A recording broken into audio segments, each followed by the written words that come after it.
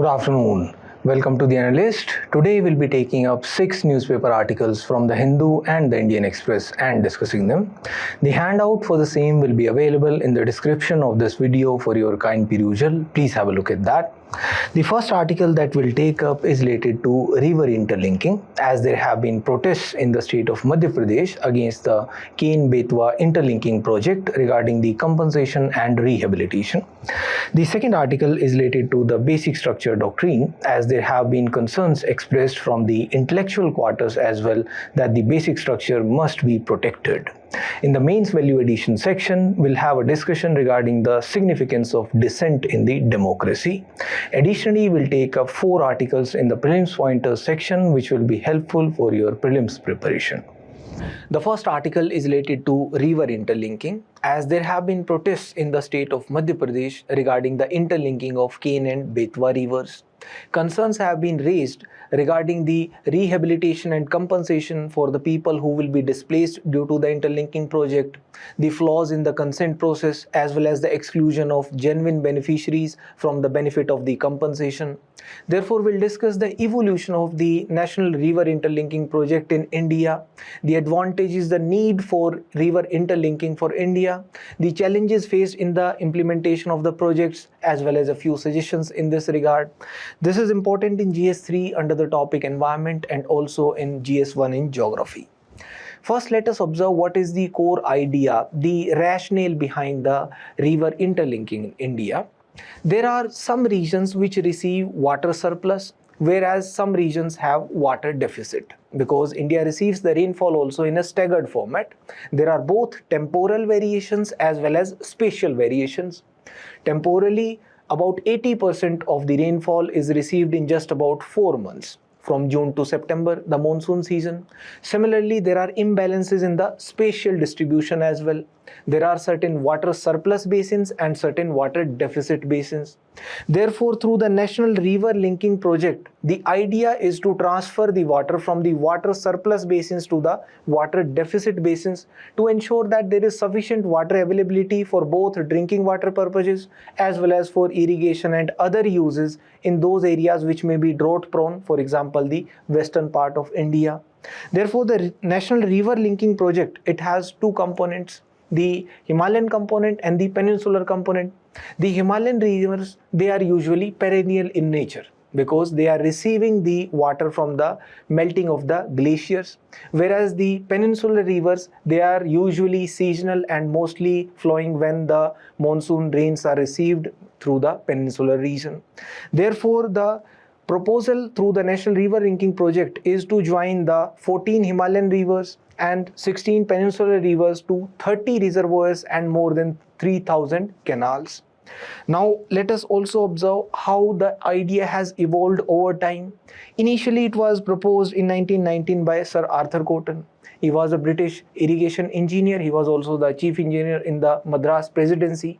He floated the idea of river interlinking, that the water can be transferred from the surplus areas to the deficit areas. Then in 1960, after independence, K.L. Rao also proposed it, the Minister of State at that time for Energy and Irrigation. He proposed the interlinking of rivers. And therefore, the idea took shape and the National Perspective Plan was formulated by 1980, and therefore there were proposals to transfer the water, for example, from Ken to Betwa, Periyar to Vaigai, Godavari to Krishna, etc. And subsequently in 1982, we even established the National Water Development Agency. In 2002, the Supreme Court directed the government to come up with a concrete plan. A plan within a year and implementation by 2016. But again, the implementation was quite slow. And in 2014, finally, the Union Cabinet even approved the interlinking of the Ken-Betwa rivers, the first major river interlinking project under the National River Linking Project. In 2015, it was announced that the implementation has been done in a fragmented manner in segments. It has been started, for example, Godavari Krishna interlinking in Andhra Pradesh and also the beginning of the Ken-Betwa. The work was announced to have begun by the government in 2019 on the Ken-Betwa project and the first major project under the National River Linking Project. Now let us observe a few successful models of river interlinking projects from where we ourselves can borrow the ideas. For example, we have implemented the Indira Gandhi Canal project. Through the Indira Gandhi Canal, we have started the diversion of the waters from Satluj to the desert areas of Rajasthan, therefore ensuring enough water availability for the water scarce regions, the desert prone areas of Rajasthan. Similarly, USA through the California State Water Project has been diverting waters from the northern California to the southern California through the building of various canals, dams and even pipelines also. Similarly, China has the Grand Canal Project. Through the Grand Canal Project in China, various rivers have been linked, including the Yangtze River and the Yellow Rivers. Similarly, in Thailand also, there is the Chao Phraya River Diversion Project. Through the Chao Phraya River Diversion Project, the waters from the rivers are diverted towards the reservoirs and also to the irrigation systems. Similarly, now India also has the proposal to link the Ken and Betwa rivers. The proposal is that the Ken has surplus water and the Betwa region has water scarce regions. For example, Bundelkhand is water starved, therefore we can transfer the waters from Ken to the Betwa region. Now the challenge will be that we will have to pump that water to a higher height. Plus, does Ken really have the surplus water? And in the monsoon season, it does have significant flow, but when there is no monsoon, the water flow in the Ken River itself reduces significantly. Plus, there are concerns regarding the resettlement, rehabilitation and the compensation also. Plus, significant portions of the Panna tiger reserves will also be submerged due to the implementation of the Ken-Betwa interlinking project. Now first let us observe the advantages of river interlinking for India. Why do we need to implement the river interlinking projects? We have hydrological imbalance. We have already observed that India receives the rainfall also in a variable format, temporally as well as spatially. Therefore, there are certain water deficit regions which also need the availability of water. For example, the Bundelkhand region, there also we need to send the water. Plus, we need to ensure enough water availability for our population which has been increasing. Therefore, the demand of water has been increasing. We have about 18% of the population of the world, but just about 4% of the water resources. Therefore, we need to address this hydrological imbalance, and therefore the river interlinking projects can help.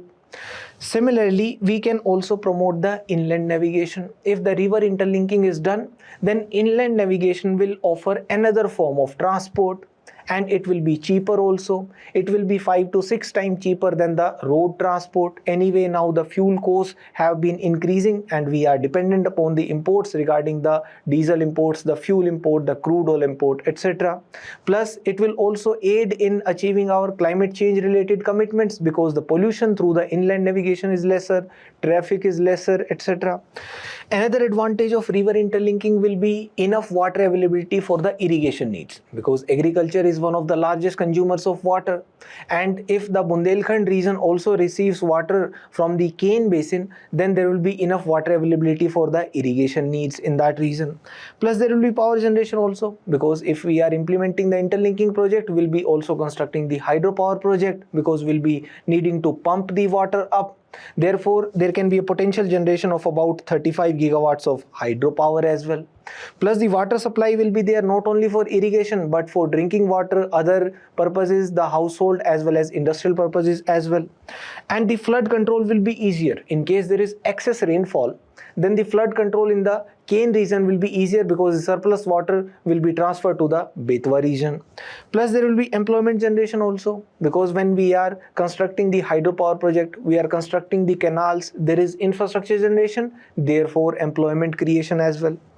But there are certain challenges which we will have to encounter when we are going to implement the river interlinking projects in India. First and foremost, there will be ecological challenges. Primarily, there will be the impact of climate change also. We have already seen that the glaciers are retreating. There is an accelerated meltdown of the glaciers. Therefore, by the end of the century, about 1/3 of the Hindu Kush glaciers will have melted.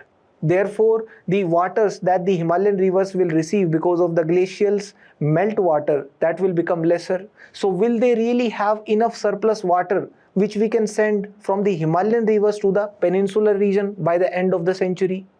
Plus, there are environmental costs also. For example, there can be the mixing of the waters. The mixing of the waters from two rivers, it can adversely impact the ecology. It can increase the pollution because one river may be more polluted than the other river. Then the water which is more polluted, it will pollute the water of the other river also. Plus there will be the submergence of the Panna Tiger Reserve. There is significant forest region in the Panna Tiger Reserve which may be submerged if the Ken-Betwa river interlinking project is implemented. Plus, as per the Shah Committee, the natural availability of the fertilizers, the nutrients which may be there because of the river waters which is flowing in that region, if it is diverted to another region, which will be impacted. Therefore, there are significant environmental costs involved. Plus, the rivers, they themselves do not have a constant course over their time. The rivers change their paths also. And in about 100 years, a river can change the path itself. Therefore, what if we invest a huge amount of money in the construction of the interlinking projects, canals, etc., and then the river changes the course? Plus, there will be the impact on the river ecosystem. The biodiversity will be adversely impacted, the ecology will be adversely impacted, plus the wetlands may run dry. Right now, if the Ken river basin has surplus water, there are various wetlands in that region. If we transfer the waters from that river basin to Betwa river basin, the wetlands in the Ken river basin region may run dry. And the wetlands, they act like sponges. They are sponges for both the floods as well as the droughts. Therefore, the environmental ecology of that region will be impacted. Plus, there will be impact on the forests as well as the agriculture of that region. Then there are human costs involved. Due to the implementation of the river interlinking, there will be displacement. Not only displacement, there will be needs for rehabilitation, resettlement, livelihoods will be lost because the forest dwellers, the tribals, they are particularly dependent upon the resources of that region. If the forests are cut, then there will be impact not only on the climate but also on the livelihoods of the forest dwellers. Plus, it will be leading to interstate conflicts as well. The conflicts between the people, the conflicts within the society also, tearing the social fabric, pitching the people of one state, one region against the people of another region. Also, there will be legal challenges. For example, in India, the interstate river water disputes, they have to be resolved through Article 262 through the establishment of the interstate river water dispute tribunals. The states are not supposed to approach the judiciary for that, although the states, usually the state which is having the grievance because of the order of the interstate river water dispute tribunal, they approach still the Supreme Court through the Article 136 by filing the special leave petitions. But these disputes will only increase if the river water interlinking projects are implemented. Also, there will be legal challenges because of the land acquisition. People who will be displaced, whose land is acquired for the implementation of the interlinking projects, for example, the implementation of hydropower projects or the construction of canals, etc., there will be litigations on their behalf seeking more compensation, resettlement, rehabilitation, etc. Another challenge is economic challenge itself. Because the cost of the interlinking itself is huge, it will lead to a huge financial burden upon the exchequer. As per the estimates, in 2001 itself, the cost for the National River Water Linking Project in India, the completion of all the projects, that was touted to be more than 5 lakh crores in 2001 itself. Now you add the inflation of the past 2.5 decades, it will be manifold now. Plus, the large hydropower projects, they may not be viable. Because when you are transferring the waters from one basin to another basin, that may involve the lifting of the water. For example, from Ken to the Betwa basin, there will be the lifting of the water of about 60 feet. The lifting of the water, that will require more power than the power which will be generated because of that hydropower project. So if the power generation is seen as the only potential because of that interlinking project, then that may not be economically viable. Plus, the returns, that will be delayed because the initial investment, that is huge for the implementation of the interlinking projects, but the returns are delayed over decades. Then there will be political challenges also, because building a consensus regarding the diversion of water from one river basin to another politically, it will be extremely difficult. And there are international costs also which are probable. For example, if we divert the waters from the Ganga river basin towards the peninsular region, we may have disputes with Bangladesh. because ultimately the remaining water, it is flowing into Bangladesh. Now, what are the suggestions that we can give for the river interlinking projects or the alternatives? Primarily, we first need to optimize the utilization of the existing resources. As we have a huge population but limited water resources, therefore we need to optimize the utilization by identifying the largest consumers, for example agriculture. Then within agriculture, implement the micro irrigation, because flood irrigation is ineffective, it leads to evaporation and it leads to a huge consumption of water. Plus we are planting various water intensive crops, therefore virtually we are exporting water, we are exporting rice. Now we are planting sugar canes and then converting it into ethanol, but sugarcane itself is a huge water consumer. Therefore we are virtually using the water for other purposes, either for energy creation or for building of forex reserves by exporting rice or other water intensive crops. Therefore we need to stop exporting rice or other water intensive crops, rather build our manufacturing capabilities. That will lead to employment generation also, that will lead to building of an industrial base also, and that will lead to export earnings from other goods rather than exporting food, exporting water in a way. And we also need to ensure that there is sufficient groundwater management that has to be done scientifically, and there has to be a river basin approach adopted for that, rather than going for blind implementation of the interlinking projects. For that, the updated data has to be collected regarding the current availability of data in the river basins, whether the interlinking project will be viable or not, and the future predictions also by studying the climate patterns.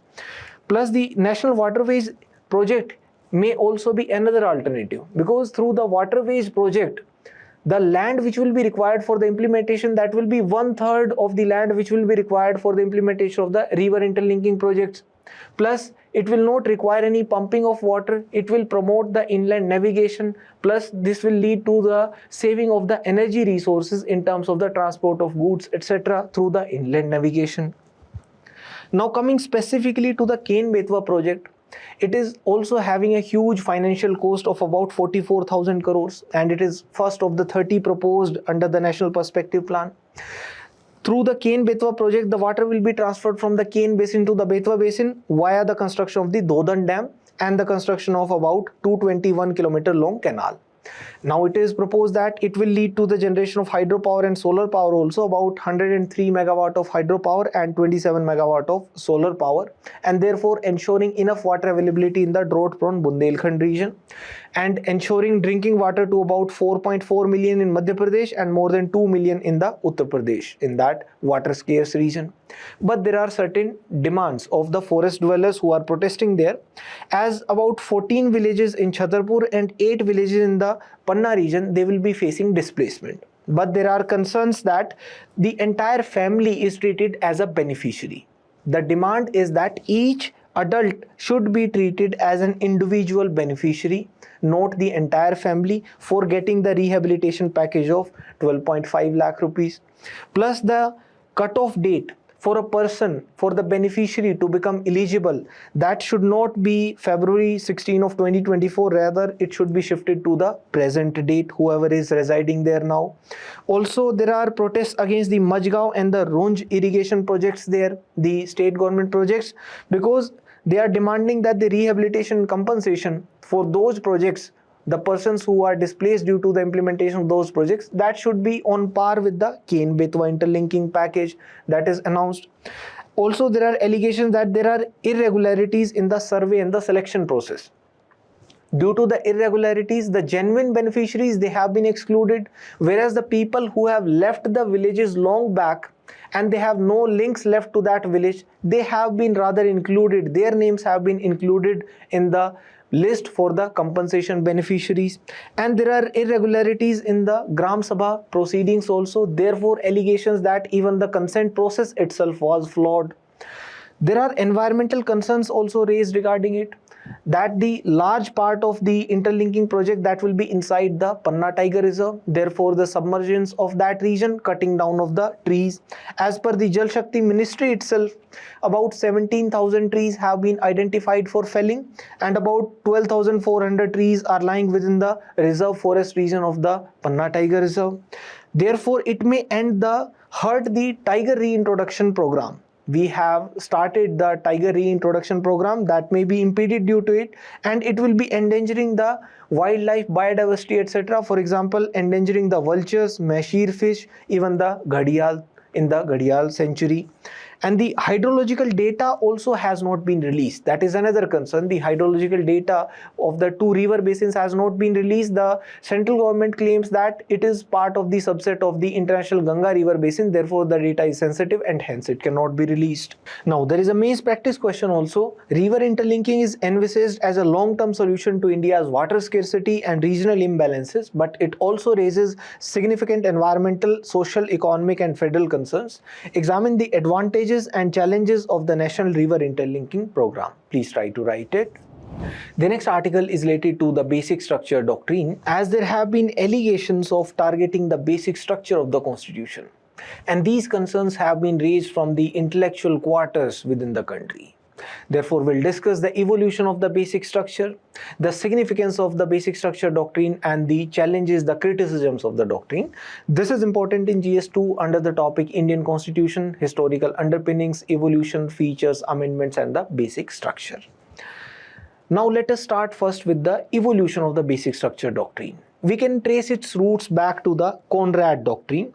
Professor Conrad observed that the authority which is deriving its powers to amend the Constitution from within the Constitution does not have the power to abrogate the Constitution itself. For example, in India, the Parliament has the power to amend the Constitution.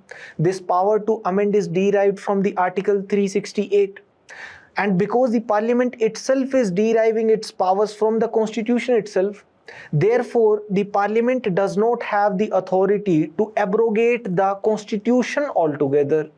Therefore, there are certain basic features which will be part of the basic structure which cannot be amended. Within India, if we observe, its evolution can be traced to the debate between liberalism versus socialism. That liberalism prioritizes the protection of the rights of the individual, whereas in socialism, the rights of the collective are sought to be protected. For example, in India, we wanted to implement the land reforms. For the implementation of the land reforms, land had to be taken away from certain people who were having the possession of land above a certain ceiling. They were regarded the compensation on behalf of that. But the right to property for the people whose land was acquired, whose land was taken away, was not protected. Therefore, it ultimately led to the basic structure doctrine in India also, that there are certain basic features, certain basic pillars upon which the very Constitution rests. And if those pillars are shaken, if the Constitution is amended in such a manner that the very pillars are shaken, then the very essence of the Constitution may be lost. So if we observe, we can see that it has evolved. The doctrine has evolved through a series of case laws in India. It has not been exhaustively codified or defined anywhere. It has been evolved through a series of judicial pronouncements. For example, in the Shankari Prasad case versus Union of India, the court observed that the Parliament's power of amending the Constitution under Article 368 can be held to include the amendment power amending the Part 3 of the Constitution, because initially the question was whether the fundamental rights can also be amended. And because of the state of Madras versus the Champakam Dorai Rajan case, there was the first amendment insertion of the 9th schedule into the Constitution, that the laws which have been inserted into the 9th schedule, they are beyond the scrutiny of the judicial review, etc. In Sajjan Singh versus state of Rajasthan case, again it was observed that the Parliament has the supremacy regarding this, and the power to amend any part of the Constitution was upheld, although there was dissent dissenting opinion from the side of Justice Hidayatullah that if the parliament has absolute power to amend any part of the constitution, then it may ultimately lead to the abrogation of the constitution itself. Therefore, the amendment power also has to be limited. There have to be restrictions imposed upon it. Limitations have to be there regarding the amendment powers of the parliament. It cannot be unfettered, it cannot be unbridled or untrammeled powers regarding the amendment of the constitution.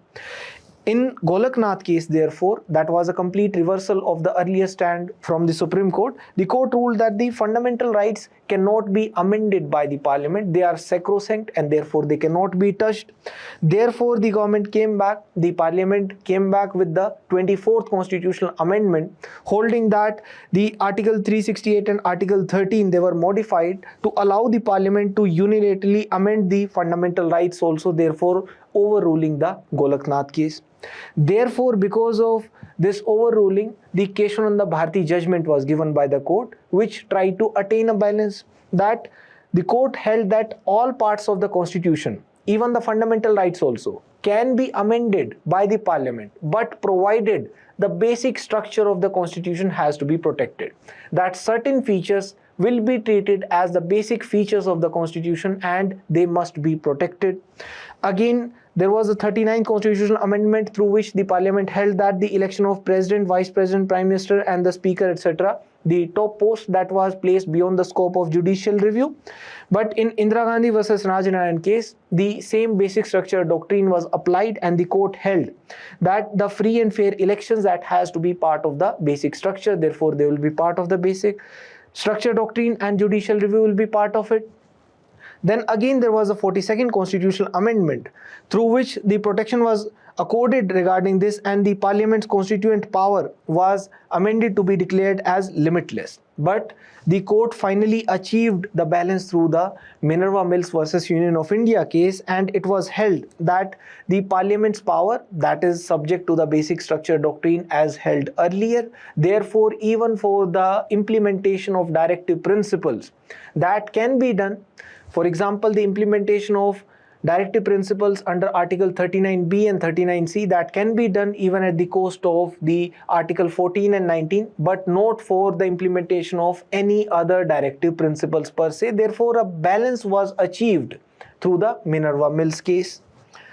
Now, when you are writing the answers for the basic structure doctrine and you are giving the examples for the basic features, you can quote a few case laws citing a few points as basic features held in that case law. For example, in Keshavananda Bharati versus State of Kerala case, it was held that the supremacy of the constitution, the sovereign democratic republican structure of India, the Article 50, the separation of judiciary and executive, the balance between the Part 3 and Part 4, the fundamental rights and the directive principles, they were held to be part of the basic structure. In the Indira Gandhi versus Rajanaran case, it was held that the rule of law, principle of separation of powers, the parliament system of government, the principle of free and fair elections, they are part of the basic features. In Minerva Mills versus Union of India case, the federalism, secularism, the freedom and dignity of the individual, they were held to be part of the basic structure doctrine. Now let us observe what will be the impact of the basic structure doctrine on the related doctrines, as there is a doctrine of legislative overruling also. For example, the court gives a certain interpretation of a law or it comes up with a certain directive. The parliament can overrule it by going for an amendment of the constitution itself or by bringing up a new law. That is the legislative overruling. That is a tool in the hands of the parliament to nullify the judicial pronouncements. It has been done earlier. For example, the state of Madras versus Champakam Dorai Rajan, that was effectively overturned through the first amendment. The insertion of Article 15 clause 4, therefore the implementation of special provisions for the socially and educationally backward classes. The 24th amendment, the response to the earlier case laws, plus the SC/ST Amendment Act, that was again the response to the Subhash Kashinath Mahajan versus the state of Maharashtra case, that led to the SC/ST Amendment Act and which was subsequently upheld in the Prithviraj Chauhan case. Therefore, the doctrine of legislative overruling, that is effectively controlled by the basic structure doctrine, that the parliament, even if it wants to go for an amendment, amendment and therefore trying to effectively overrule a judicial pronouncement, that will be curbed by the basic structure, that the parliament cannot amend the basic structure, the basic features of the constitution. Next, let us observe the impact upon the doctrine of constitutional morality. This doctrine works in tandem with the doctrine of basic structure, as both are judicially created, both are open-ended and subject to the interpretation by the judiciary, but they are working on a twinning basis, as there is a coterminous application. For example, in the Navtej Singh Johar versus Union of India case, the court observed that if the constitutional morality is violated, it can become a ground for the striking down of a legislative enactment as well. Therefore, it was held in Manoj Narula versus Union of India that the constitutional norms, the rule of law, must be protected and the constitutional supremacy has to be protected as per the NCT of Delhi versus the Union of India case. Now, what is the significance of the basic structure doctrine? Why it is so important? First, it ensures that there is a supremacy of the constitution, ensuring that even the parliament, which has the authority to amend the constitution under Article 368, it does not abrogate the constitution itself. Therefore, no organ has the power to become the overarching organ. Therefore, only the constitution remains supreme. Plus, it preserves the ideals of the founding fathers. Therefore, the constitutional identity is protected and it functions like a north star for the guidance as held by the judiciary itself, and it prevents the totalitarianism, as even an uncertain democracy is treated to be better than a certain tyranny in case there are no limitations upon the powers.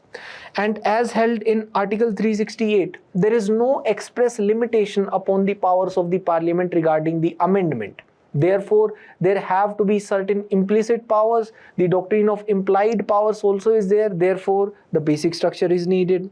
And the fundamental principles in the constitution, for example, the judicial independence, judicial review, fundamental rights, the democratic principles, etc., they must be protected. And the doctrine, above all, has been applied responsibly. It has not been abused by the judiciary. Therefore, it is significant. But still, there are certain criticisms of the basic structure doctrine. For example, it does not have any constitutional basis. There is no mention in the constitution, no textual basis. It is merely a creation of the judiciary. Plus, it is vague and ambiguous also. It has not been exhaustively defined or codified. Plus, the judiciary has the tendency to keep on adding newer elements under the basic features. Plus, there is subjectivity involved, as it is a matter of subjective satisfaction for an individual judge regarding the interpretation whether a feature is part of the basic structure or not. And it has also been touted that it may be anti-democratic or even counter-majoritarian, because the laws, they are enacted by the parliament. The parliament is a representative body. The members of the parliament, they are elected by us. But the judges, they are not elected. Rather, they are selected. Therefore, if the judges are overturning the mandate from the legislature, that may be termed as anti-democratic. Plus, therefore, it violates the separation of powers also, because it is the function of the legislature to legislate. The function of the judiciary is to interpret that legislation and not to go for a judicial legislation. Therefore, it may lead to a judicial overreach also. Plus, if the basic structure doctrine is over-applied, it may lead to a legislative inefficacy, and we may end up with a government of the judges. But end of the day, since it has been applied responsibly till now, we can say that it has functioned like a safety valve in our democracy, ensuring a kind of a system of checks and balances.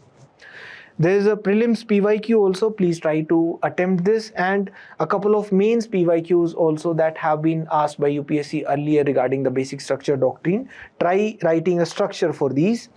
There is a mains practice question also. The doctrine of basic structure, touted as a judicial safeguard against the majoritarian excesses, remains debated regarding its legitimacy.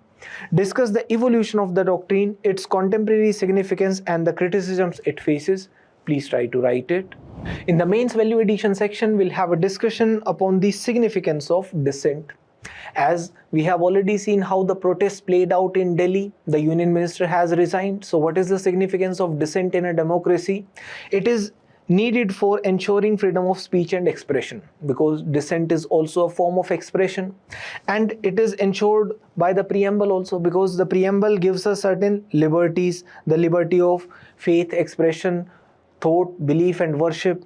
Plus the citizens, if they are allowed to dissent, they can function as watchdogs upon the representatives, holding the representatives accountable, holding the government accountable, and it functions like a feedback loop for the government, that in case there is a dissent against the government action, they can take a corrective response, a corrective reformative measure. And it is essential for the true representativeness in a democracy, as the majoritarianism is an antithesis of democracy, because the first past the post system that does not represent the will of every single person, and it therefore provides a necessary voice to the oppressed, to the marginalized sections of the society. Plus, in case a protest turns violent, the state can always use force. The state can use force to suppress a violent protest, but the peaceful protests, they must be allowed, because that is dissent, a form of peaceful protest. Therefore, it is a cornerstone of a constitutional democracy. Like in the words of Tagore, where the mind is without fear, the head is held high, and the knowledge is free. In that heaven of freedom, O my father, let my country awake.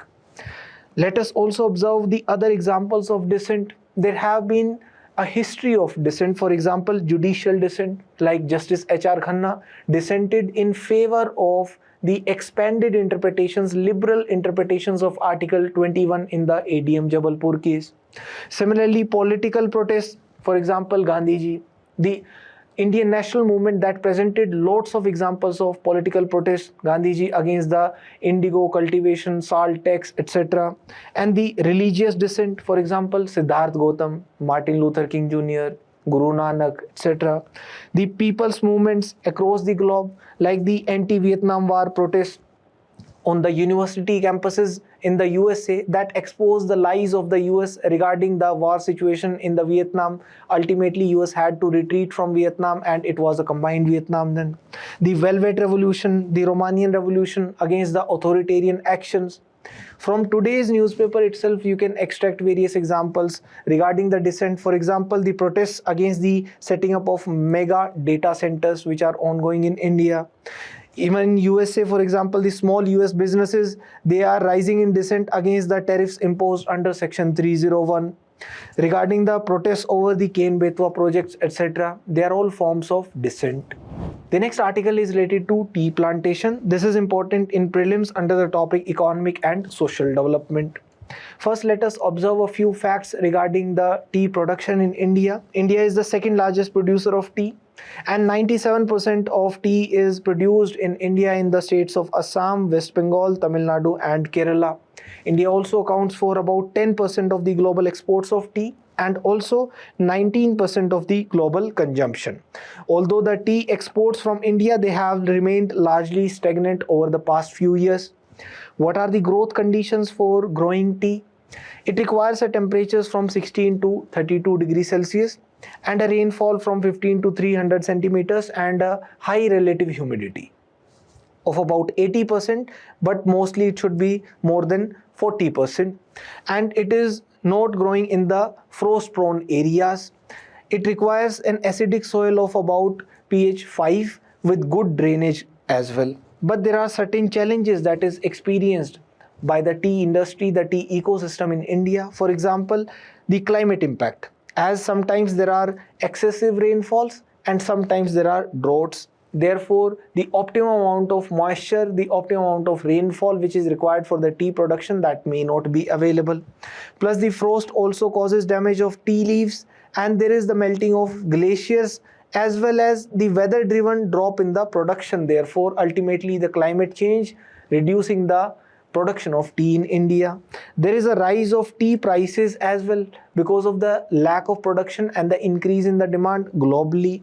Plus, there is a ban on the pesticides that also reduces the production of tea, and the exports, they have also declined to an extent in some areas because of Again, the quality of the tea which is in demand internationally. The internal consumption that has also remained stagnant. It has not grown. Therefore, the internal prices also remain stagnant. The small scale growers, they are particularly impacted because of the lack of real-time price realization. And the subsidies which are provided usually from the Tea Board of India, they remain pending. Also, the premium quality tea is mostly exported and very little is left for the domestic or the internal consumption in India. Now let us also observe a few facts regarding the Tea Board of India. It is established under the Section 4 of the Tea Act 1953. It functions under the Ministry of Commerce. What does it do? It regulates the tea producers, manufacturers, exporters, tea brokers, auction organizers, and the warehouse keepers. And it also conducts the market surveys, tracks the consumer behavior, and supplies this information to the importers and exporters so that they can plan accordingly. The head office of the Tea Board of India is located in Kolkata. Now, what are the suggestions that we can give regarding the tea ecosystem in India? Firstly, we need to ensure that there are benchmark prices which are set up along with the grading so that the premium quality tea can get the premium prices. Also, there is price realization. Plus, we can integrate it with the e-commerce so that the tea plantations, they can sell directly through the e-commerce also, and there is focus more upon the premium teas. And the palm oil can be planted as the complementary crop along with the tea plantations. We can also diversify the export destinations so that the export growth of the tea crop can happen. We also need to invest in the R&D for development of the more varieties, the premium tea varieties, and also the pest resistant, climate resistant varieties of tea. The next article is related to the Sarnath World Heritage Site. This is important in prelims under the topic current events of national and international importance. The Sarnath is located near Varanasi in Uttar Pradesh, and it is a significant Buddhist pilgrimage site, as it is at this location that Siddhartha Gautam delivered his first sermon. The Gautam Buddha delivered the first sermon after getting enlightenment, and this was known as the Dhammacakkappavattana. The other names of the Sarnath are Rishipatana, Mrigdava, and Mrigdaya. The other significant pilgrimage sites in Buddhism are Lumbini, Bodh Gaya, and Kushinagar. Lumbini is the place of birth of Siddhartha Gautam. Bodh Gaya is the place where he attained enlightenment, and Kushinagar is the place of his death. The ashes of Buddha are there in the stupas at these locations. The architecture of the Sarnath World Heritage Site has evolved from the Mauryan period to the Kushanas, Guptas, and Gahadawala periods. And excavation has been done at this site. The first scientific excavation was done by Sir Alexander Cunningham in 1834 to 1836. And the Ashokan line capital and the pillar base were excavated in 1904 to 1905 by Frederick Oscar Ortel. Now, this site has received patronage and the developments have been done under various kings. Ashoka promoted Buddhism after the Kalinga War. The Kushanas, Guptas, and Harshvardhana, they also restored the structures after the Huna invasions. The Guptas added the artistic features to the Dhamek Stupa, and which features now the stone carved floral designs. In the 11th century, there was a raid, a destruction because of Mahmud of Ghazni, but it was restored by Mahipal of Pala dynasty after that. And the last major monument at the site was Dharm Chakra Jina Vihara. It was constructed in the 11th century by Kumar Devi, the wife of Govind Chandra of Gahadawala dynasty. At the site, the monuments are of two groups. The group A, which is having the Chokhandi Stupa, that was built around the 5th century AD. It has an octagonal tower on top. This tower was added in 1588 by Govardhan, the son of Raja Todarmal.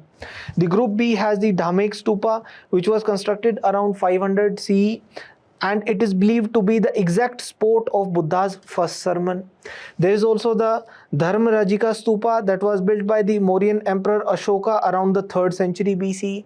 The Ashokan pillar bearing Ashoka's edict is found here. Originally, it was crowned by the lion capital. There are various ancient monasteries, temples, and votive stupas also at the site. The next article is related to the Iran's natural fortress in the form of Pickex mountain that it enjoys. This is important in prelims under the topic current events of national and international importance. First, let us observe a few facts regarding the Pickex mountain and the Zagros range. The Pickex mountain is also locally known as the Kuhe Golang Gazla. It is located in the Zagros range in the Isfahan province in Iran. It is said to be hosting an underground nuclear facility which is located more than 100 meters beneath the hard granite. And here the production and the assembly of advanced centrifuges is done allegedly, and the mountain's hard granite structure here becomes a strong natural protection. Therefore it is difficult even for the bunker buster bombs to be effective here. Let us also observe the facts regarding the Zagros mountains. This is extending from the border areas of the eastern Turkey and the northern Iraq to the Strait of Hormuz. Therefore, from the western boundary of Iranian plateau it is forming, and it is about 1600 kilometers and having a width of more than 240 kilometers.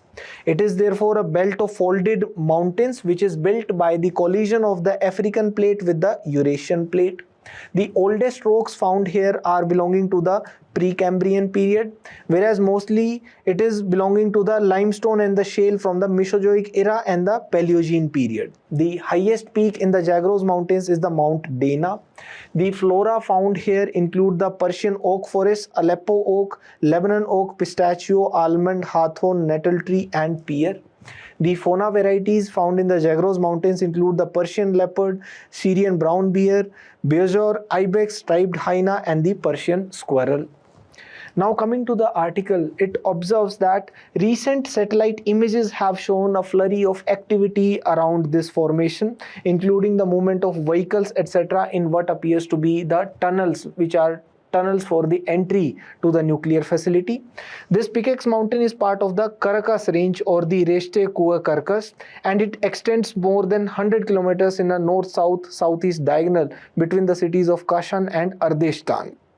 This range is part of the Urume Dokhtar magmatic belt, and its mountains hold the evidence of millions of years of volcanic activity and tectonic deformation.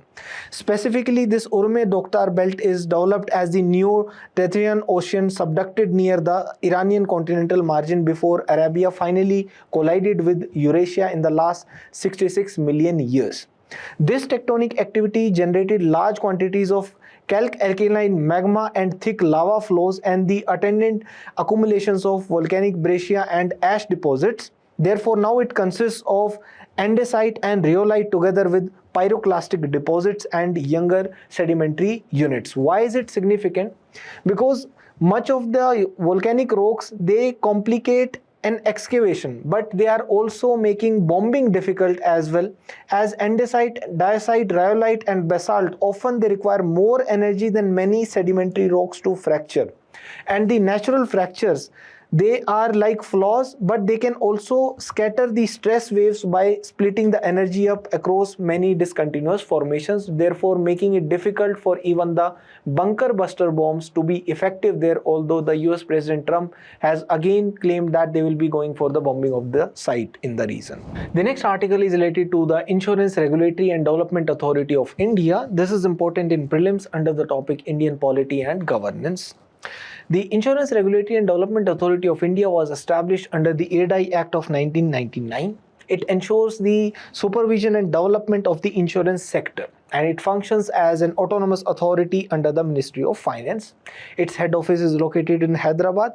What are the entities regulated by it? They include the life insurance companies both in the public sector and the private sector, the general insurance companies, the reinsurance companies, the agency channels and the intermediaries including the corporate agents, brokers, third-party administrators, surveyors and the loss assessors. Now, it comprises of a chairman, 5 full-time members and 4 part-time members. All are appointed by the Government of India. What are the goals of the IRDAI? It is to safeguard the interest of the policy holders by ensuring fair business conduct and the settlement of claims within time frame, developing and nurturing the insurance industry, ensuring transparency, fairness and honest practices, facilitating the financial prudence of the insurers through the solvency and stability checks, regulating the premium charges so that the insurers are not overcharging and the policy terms are upheld, preventing the unaffordability also, registering and licensing the insurance and reinsurance companies and intermediaries, and also setting the eligibility criteria, qualifications and the capital requirements for getting the licensing for the insurance sector. Additionally, it has the responsibilities for ensuring the efficient conducting of business, insurance business, and protecting the interest of the policy holders, for example in the matters related to assigning of policy, nomination, settlement of claims, or upholding the other terms and conditions of the contracts of insurance, approving the product terms and conditions, regulating the investment of the funds by the insurance companies and maintaining a margin of solvency, specifying financial reporting norms, ensuring code of conduct, qualifications and training for the intermediaries or the insurance agents, conducting inspections, calling for information, investigations and the audit of the insurance companies, ensuring enough insurance coverage in the rural areas as well as for the vulnerable sections. Thank you.